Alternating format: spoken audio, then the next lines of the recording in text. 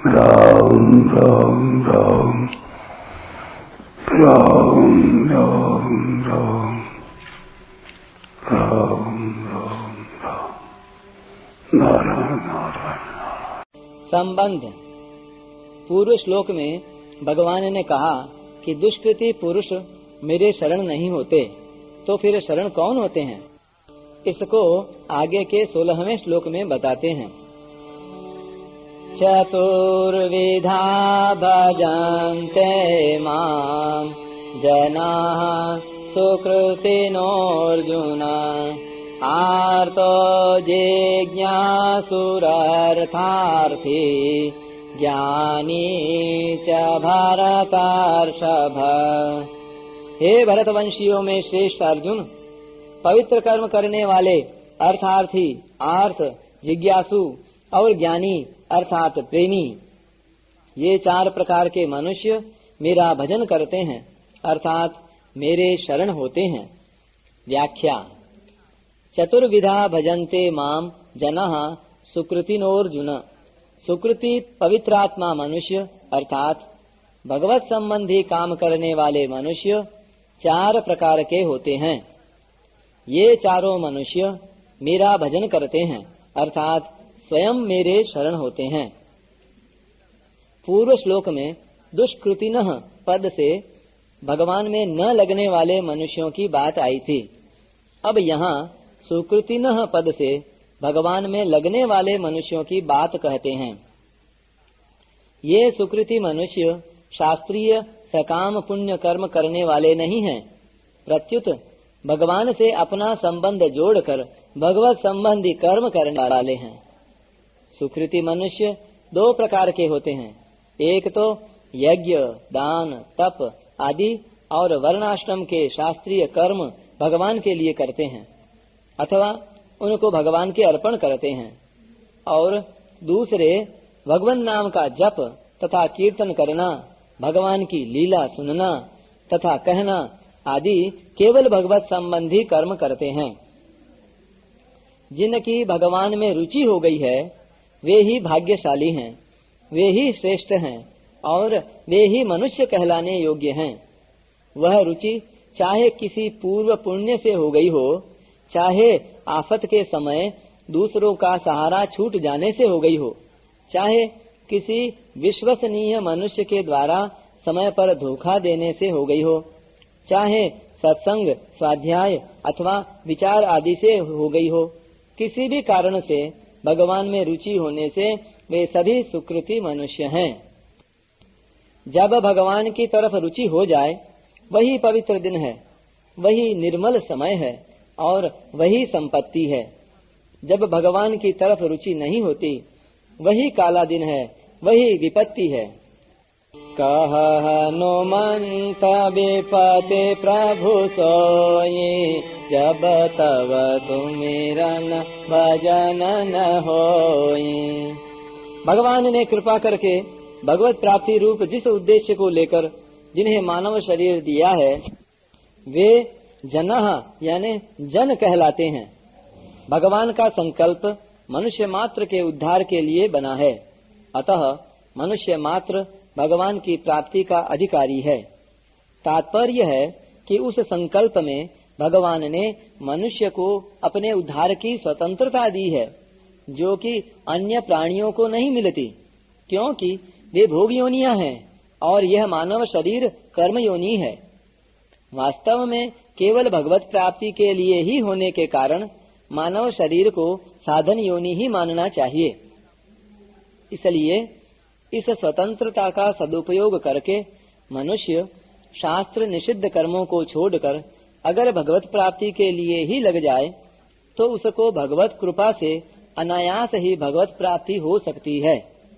परंतु जो मिली हुई स्वतंत्रता का दुरुपयोग करके विपरीत मार्ग पर चलते हैं वे नरकों और 84 लाख योनियों में जाते हैं। इस तरह सबके उद्धार के भाव को लेकर भगवान ने कृपा करके जो मानव शरीर दिया है उस शरीर को पाकर भगवान का भजन करने वाले सुकृति मनुष्य ही जनः अर्थात मनुष्य कहलाने योग्य हैं। आर्तो जिज्ञासुरर्थार्थी ज्ञानी च भरतर्षभ। अर्थार्थी, आर्त, जिज्ञासु और ज्ञानी अर्थात प्रेमी, ये 4 प्रकार के भक्त भगवान का भजन करते हैं अर्थात भगवान के शरण होते हैं।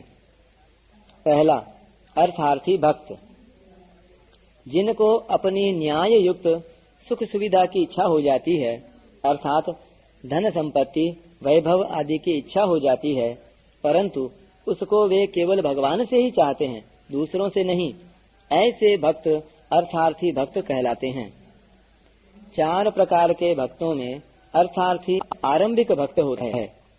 पूर्व संस्कारों से उसकी धन की इच्छा रहती है और वह धन के लिए चेष्टा भी करता है, पर वह समझता है कि भगवान के समान धन की इच्छा पूरी करने वाला दूसरा कोई नहीं है। ऐसा समझकर वह धन प्राप्ति के लिए तत्परता पूर्वक भगवान नाम का जप, कीर्तन, भगवत स्वरूप का ध्यान आदि करता है। धन प्राप्त करने के लिए उसका भगवान पर ही विश्वास, निष्ठा होती है।